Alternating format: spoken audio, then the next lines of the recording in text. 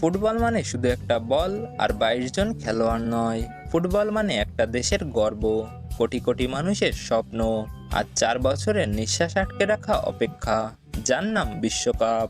২০২৬ FIFA বিশ্বকাপ, নতুন format, নতুন ইতিহাস, ৪৮টি দল, ১২টি গ্রুপ আর শত শত যুদ্ধ।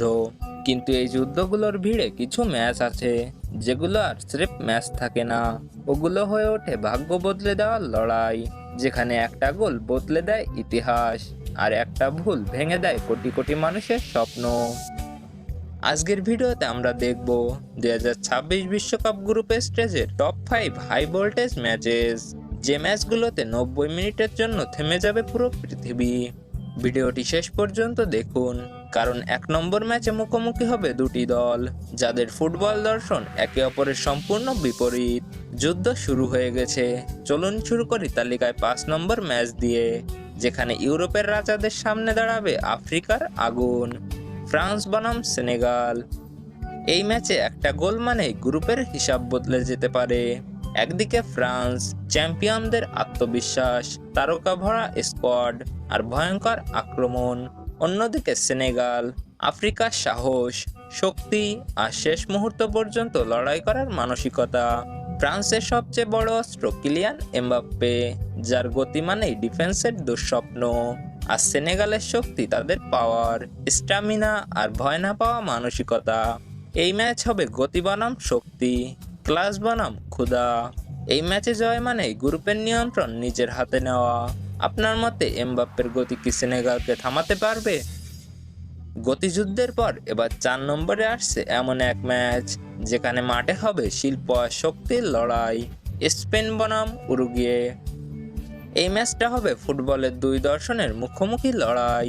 স্পেন মানেই পাসের জাদু, পজিশনের রাজত্ব আর ছন্দের ফুটবল, আর উরুগুয়ে মানেই লড়াই, আগ্রাসন আর হার না মানা মানসিকতা।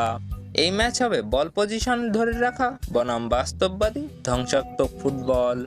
স্পেন যদি এক মুহূর্তের জন্য ছন্দ হারায়, উরুগুয়ে সঙ্গে সঙ্গে শাস্তি দেবে। এই ম্যাচটা হবে ফুটবলের দাবার বোর্ড, একটা ভুল আর পুরো হিসাব উল্টে যাবে। আপনার মতে কে জিতবে, শিল্প না শক্তি? শিল্পের লড়াইয়ের পর গল্প ঘুরে যাচ্ছে বিদ্রোহের দিকে। এবার আসছে রাজাদের বিরুদ্ধে দাঁড়ানো এক সাহসী চ্যালেঞ্জ, ব্রাজিল বনাম মরক্কো।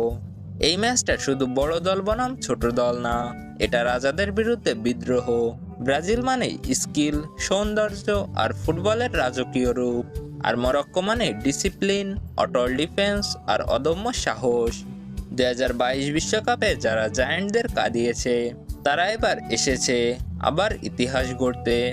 এই ম্যাচে হার মানে শুধু হার না, সম্মান হারানো। মরক্কো কি আবারও ব্রাজিলকে চমকে দিতে পারবে?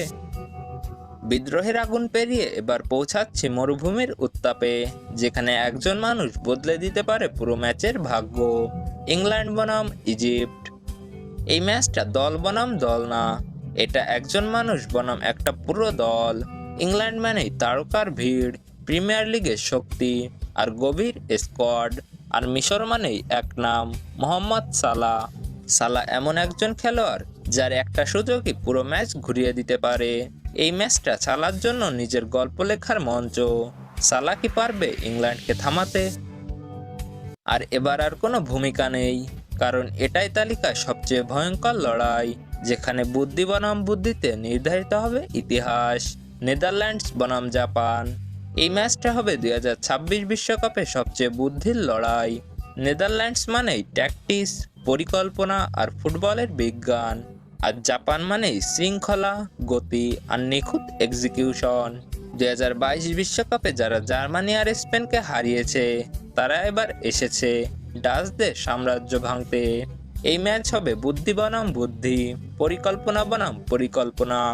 একটা ভুল মানেই বিদায়, ১ সেকেন্ডের দেরি মানেই স্বপ্ন শেষ। অঘটন ঘটাবে কে, জাপান নাকি নেদারল্যান্ডস? এই বিশ্বকাপে আরও আগুনঝরা লড়াই হবে, যেমন জার্মানি বনাম দক্ষিণ কোরিয়া, প্রতিশোধের আগুন। ইউএসএ বনাম মেক্সিকো, প্রতিবেশীর যুদ্ধ। এই বিশ্বকাপ আবারও প্রমাণ করবে ফুটবলে নাম বড় না, লড়াই বড়, র্যাঙ্কিং বড় না, সাহস বড়।